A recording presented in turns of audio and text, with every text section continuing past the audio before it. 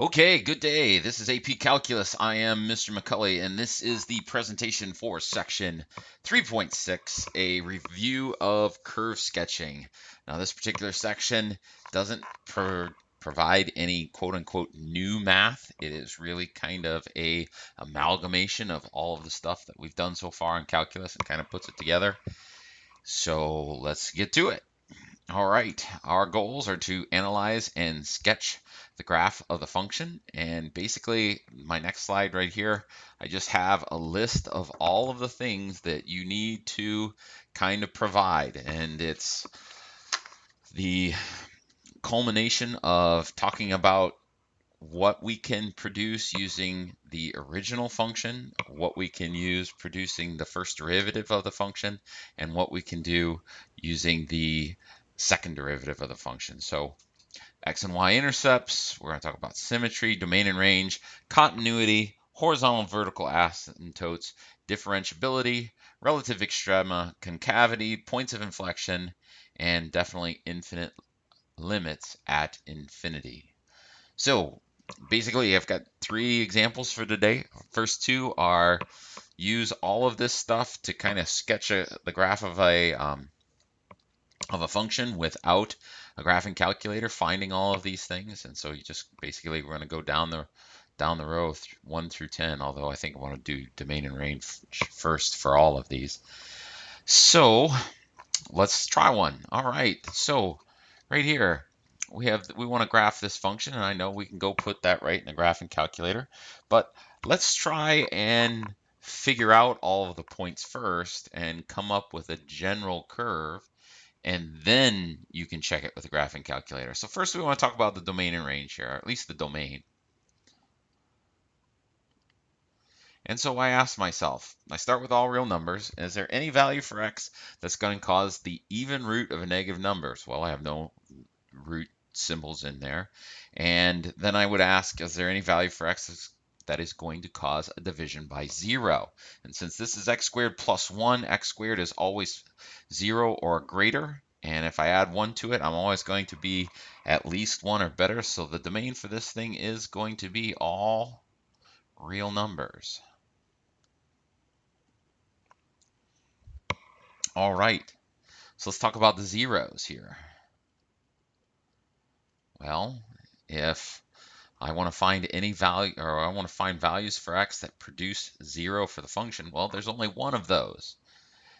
The only value that makes the numerator of this fraction to be 0 is 0. So 0, 0 is my 0, or my x-intercepts, I suppose. And since it is 0, 0, it's also the y-intercept. All right, so let's talk about a vertical asymptotes. Well, those are going to be places, again, where I have non-reducible divisions by 0. And since this is never 0, I'm not going to have a division by 0. And we can confirm that because we already talked about the domain and said the domain was all real numbers. There's no gaps in this graph, so there are no vertical asymptotes. Now we want to talk about a horizontal asymptotes. All right, horizontal asymptotes. We could have that. Well, I look at, it's a rational function, so I look at the degree of the numerator is 1, the degree of the denominator is 2. So since the degree of the numerator is smaller than the degree of the denominator, this thing is going to go to 0. So y equals 0 is going to be my horizontal asymptote. Now that's really all I can get out of this original function, and that's a lot of information, and that's awesome. But let's talk about the first derivative. Well, the first derivative, if I go to do that first derivative, I got to use the quotient rule because it is a rational function. So my whole function is going to be the bottom, 2x plus 1, and then the derivative of the top function is just going to be 1, minus the top function, which is just x, times the derivative of the bottom function, which is going to be 2x, and that's going to be all over x squared plus 1, and now this quantity will be squared. So all we can do is simplify here. If I distribute my 1, I've got an x squared plus 1, and then I would have minus 2x squared. So this thing is going to simplify down to 1 minus x squared all over x squared plus 1 squared. Now, unfortunately, this thing isn't, I don't have anything in the numerator that will cancel with anything in the denominator, but I do have critical numbers. And in this case, my critical numbers x equals, well, x equals -1 or +1. Let's make it -1 and a +1 there. Will make the numerator 0. And so I have possible critical numbers, or I have possible extrema. I definitely have critical numbers at positive and -1. And again, nothing in the denominator makes it 0, so I can't really do anything with that, so I'm just going to leave that alone. Now I'm going to go and use myself, or make myself a little number line here to determine whether or not I have extrema at -1 and +1. All right, so let's plug in something that's less than -1 inside this interval over here to the left. So let's just choose -2. If I plug in -2 here, I get -2, or I get -4, and 1 minus 4 is going to be a negative value. And in the denominator, I'm always going to get a positive. So here I get a negative divided by a positive. That means that this is negative. So the function is decreasing from -infinity until I get to 1. Let's say I plug in 0. Well, 0 makes the numerator positive and it makes the denominator positive. So I get positive over this interval. So that means it's increasing over this interval. And then from here on, let's say I pick, say, 2 again. Well, 1 minus 2, I'm in the same, or 2 squared, excuse me, I'm in the same boat. That's going to make that negative, the numerator negative. And then again, the denominator is always positive. The smallest it can be is 1. So I get a negative divided by a positive, so this is negative here. That means that it is decreasing from -infinity to -1, then from -1 to +1, it is increasing, and then from +1 to positive infinity, it's going to be decreasing. And that tells me, since I have a change in whether or not the function is increasing or decreasing at these two values, I am going to have an extrema. And so in this particular case, I am going to have a relative minimum at, and let's do a little bit better job, relative minimum at -1 and a relative max at +1. And again, remember, this decreasing and changes to increasing. So if I've got a function that's decreasing, it does that, and where it changes to increasing, so there is going to be my relative minimum. And then if it's increasing and changes to decreasing, well, then I have a relative maximum. Now I got to figure out what the coordinates of those 2 points are. And again, we're trying to find the coordinates on the original function, so I'm going to plug into the original function. If I plug in -1, I get -1 on the top. -1 squared is +1 plus 1 is 2. So I get -1 over 2. This is -1/2. Same thing when I plug in 1, I get +1 on the top. +1 squared is still +1 plus 1 is 2. I get 1 over 2. That's +1/2. And that's really all I can do with the first derivative. So let's do the second derivative and try and finish this out. So y double prime of this thing, and again, I have a rational function, so we're going to have to use the quotient rule on it. And so the whole function is just going to be this bottom function here, so it'll be x squared plus 1 quantity squared times the derivative of the numerator, which would be -2x, and then it's going to be minus, again, the top function left alone, so 1 minus x squared times the derivative of the bottom function, and I've got a composition of the x squared function and the x squared plus 1 function, so I'm going to have to do a chain on this one.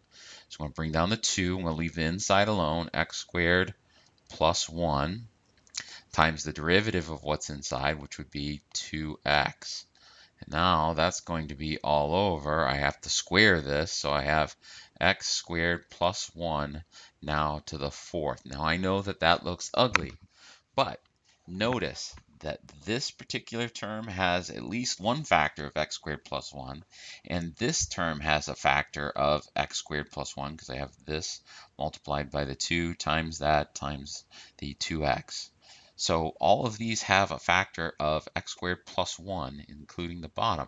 So I'm just going to divide out an x squared plus 1, and I can divide out one x squared plus 1 from this one. So I'm just going to be left with x squared plus 1 times negative 2x.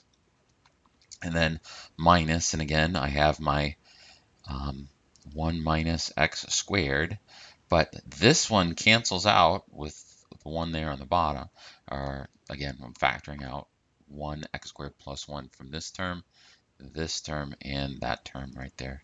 So this is just going to be not 2, it's going to be 4x, because I've got 2 times 2, that'll give me 4x.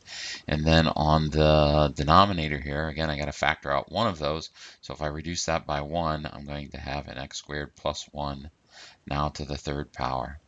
And if we go and we simplify this thing right here, we are going to get, if I multiply all of these things out, I end up with, let's see here,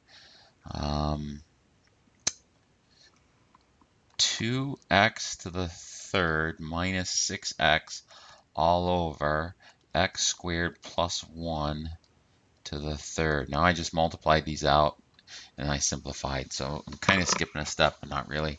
Just trying to save a little bit of time. You could pause. And again, if you distribute here and you distribute here and then combine your like terms, you should get this.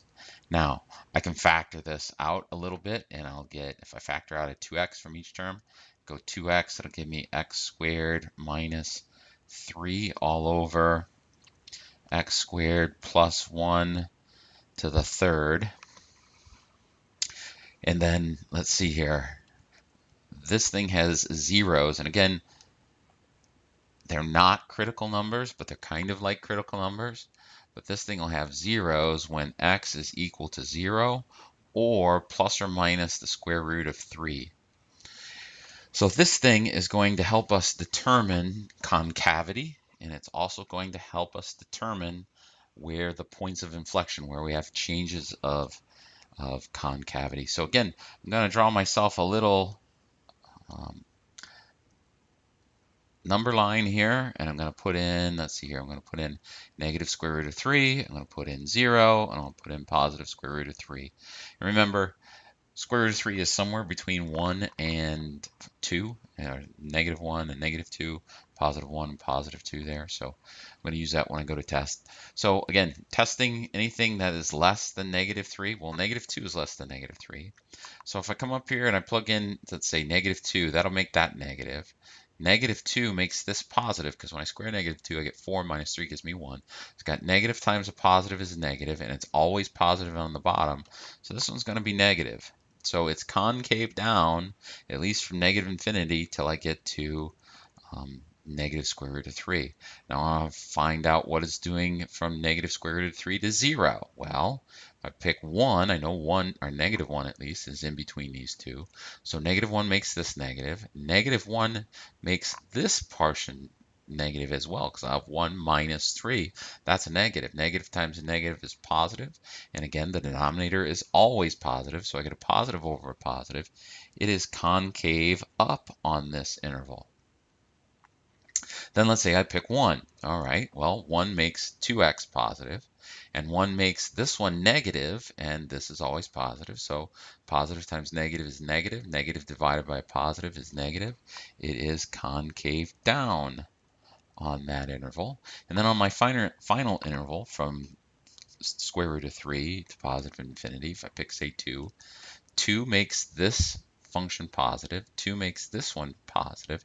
This was always positive, so it's positive here.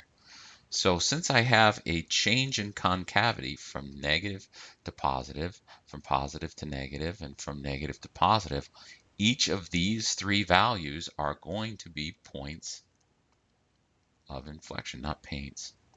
It's supposed to be, points of inflection.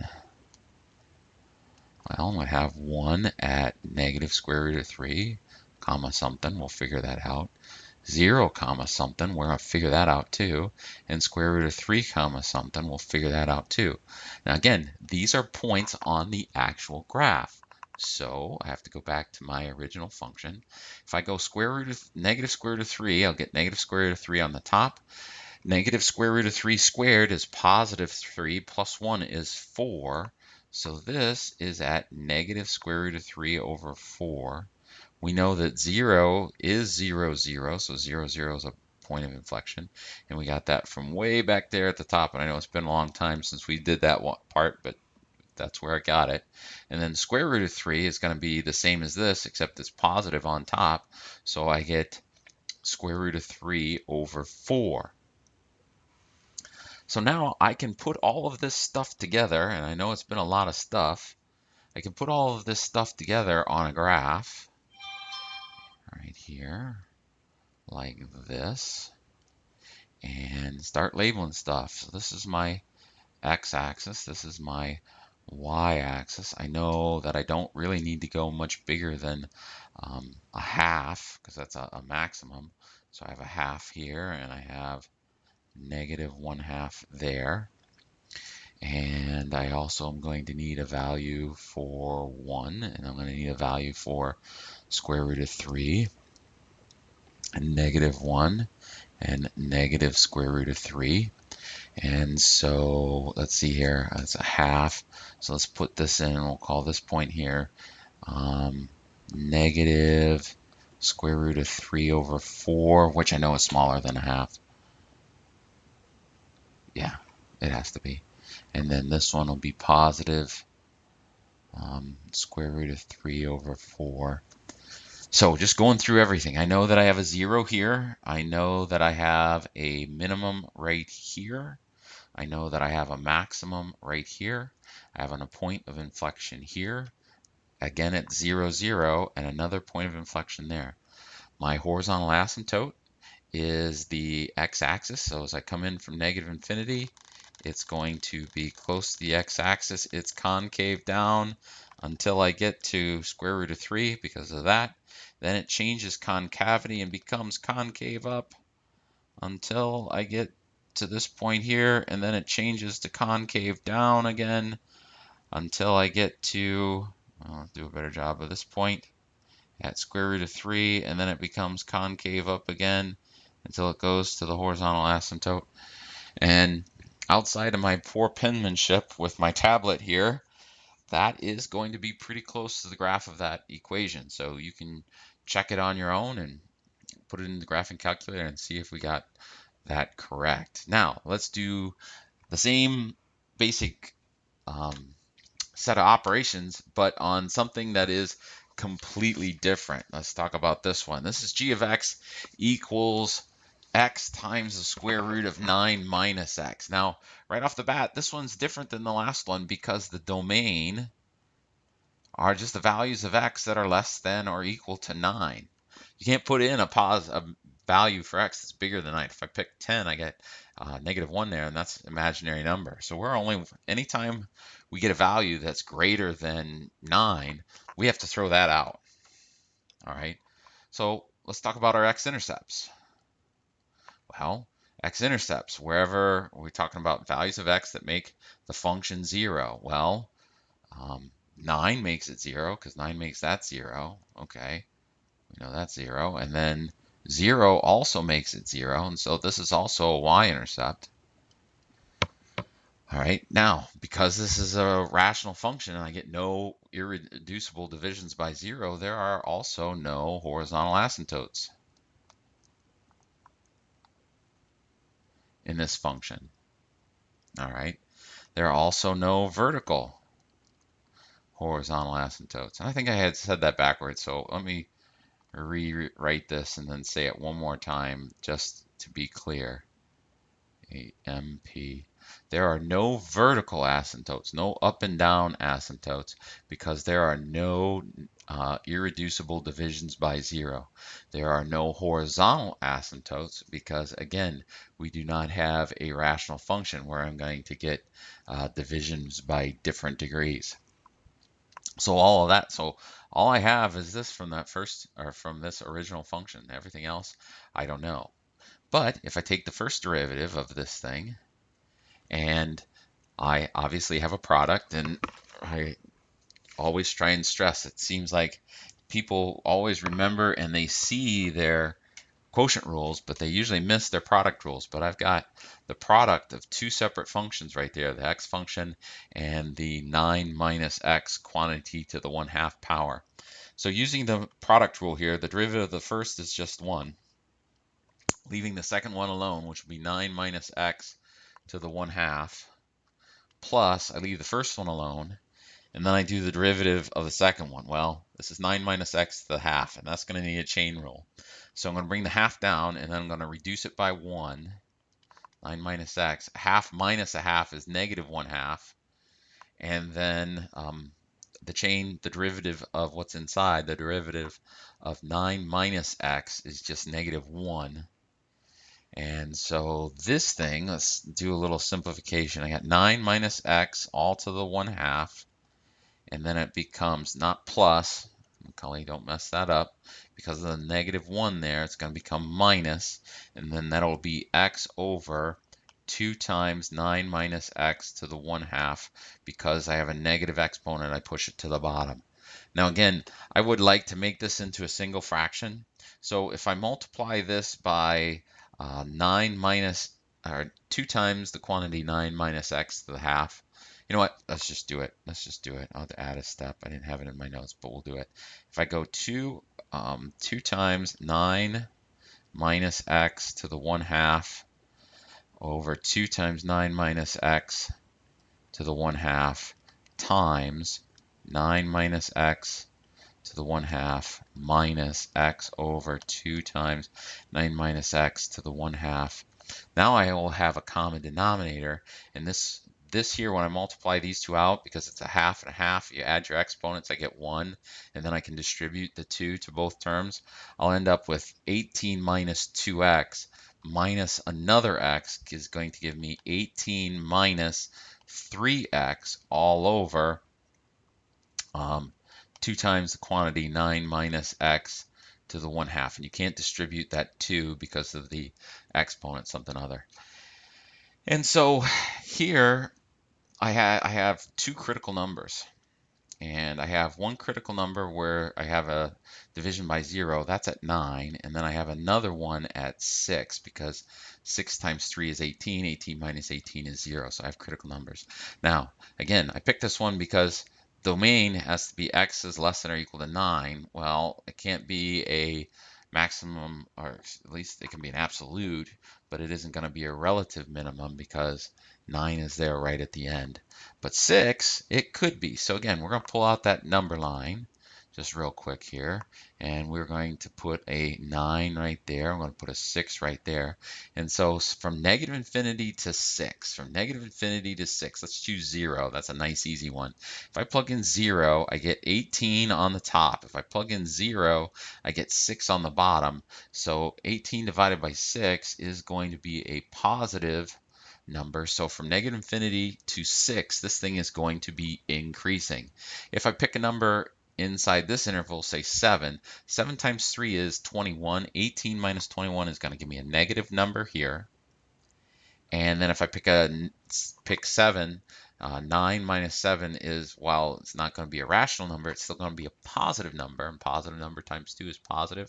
So I get negative divided by a positive that's going to be negative here. So from negative infinity to 6, it's going to be increasing, and from positive 6 to 9, it's going to be decreasing. All right, let's talk about concavity. Now, let's talk about the second derivative, g prime of x. Now I have a rational number, so I got to use the quotient rule. And this one gets kind of ugly, and hopefully we can get through it here in a reasonable amount of time. But the bottom function is 2 times 9 minus x to the 1/2 times the derivative of the numerator, which is going to be negative 3, because constant is 0, and the derivative of negative 3x is just negative 3, minus the top function, 18 minus 3x, times the derivative of the bottom. Well, the bottom is 2, and then I have to do a chain again for this 9 minus x to the 1/2, so I'm going to have a 1/2 times 9 minus x now to the negative 1/2, because I have to subtract 1, times the derivative of what's inside, which is negative 1, end parenthesis. And now this is going to be all over this expression squared. Well, 2 squared is 4, and the square root of something squared is just going to be that value, so I get 9 minus x there on the bottom. Whew. All right, lots of good stuff going on. So let's see here. I can't do a whole lot with this, but I can make it negative 9, or excuse me, start over. I can make it negative 6 times 9 minus x to the 1/2.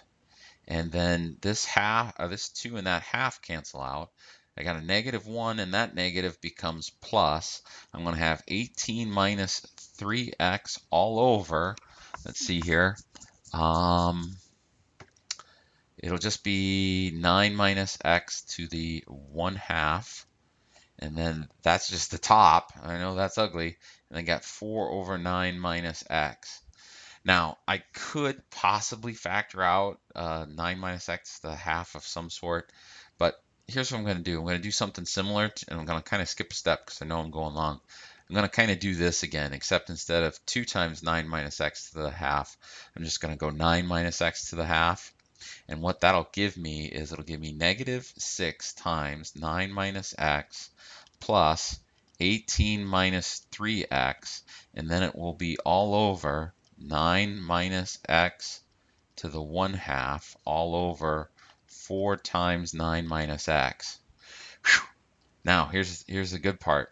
Because this is a fraction and a fraction, I can just move this up.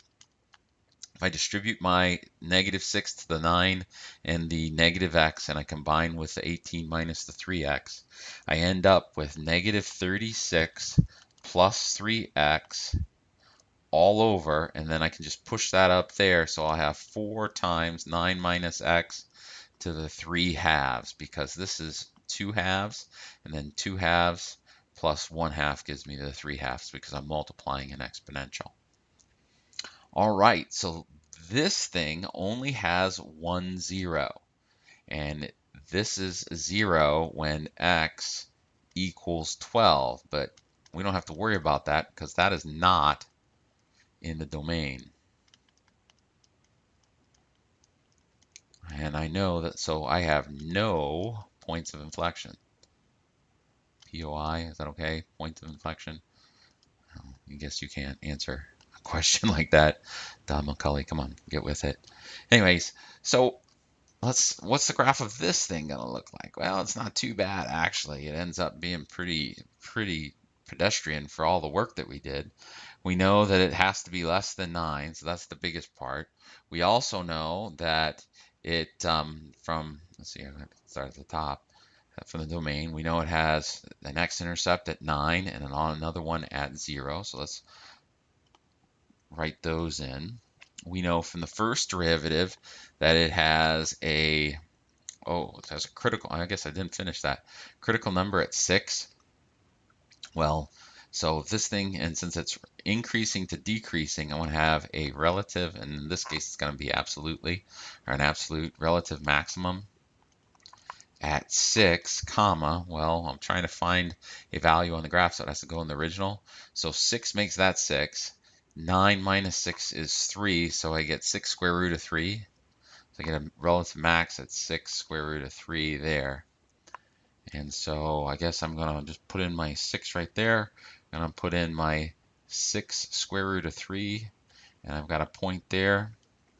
It's increasing from, and then I also know from the first derivative that it's increasing to 6 and decreasing to 9. I also know that there's no points of inflection, but I do know that over this interval, I can pick any value. So if I pick 0, I get negative 36 over 0. 9 minus 0 is 0. Or no, it isn't. 9 minus 0 is 9. 9 to the 2/3 power. I don't know what that is, but I do know it's positive. So I get a negative divided by a positive. So I know that this is concave down on the domain. And so I know it's from negative infinity to 0. It's always increasing. It's still increasing.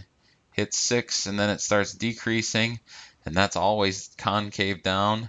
So this, if I label correctly with my y there and my x there, that is the graph of that function. And again, you can check it using your graphing calculator. Okay, last example of the day. I know this has been a lot of work so far, but this one's actually easy. It says write the equation of a function with the following characteristics. It has to have a vertical asymptote at x equals -5 and no horizontal asymptote. Well, that's not too bad. To get a vertical asymptote at x equals -5, I have to have a non-reducible division by 0 at x equals 5. And that's easy. That's just x plus 5, and so if I plug in -5, I'll get 0 there. Now the only thing I have to do to make sure that I have no horizontal asymptote, the degree of the numerator has to be bigger than the degree of the denominator, so I can just make it x squared. And so I've got a degree of 2 in the numerator, which is bigger than a degree of 1 in the denominator. Went too fast. The degree of 2 is bigger in the numerator than the degree of 1 in the denominator. So it has no horizontal asymptote. And I can't reduce this factor with a factor in the numerator. So that's not the only answer, but that is the fast and quick answer to that particular problem. Well, folks, that's really all I've got today. So the Star Wars Super Fabu fun fact of the day. The original Death Star from the 1976 Star Wars A New Hope has been measured in canon to be 140 kilometers across.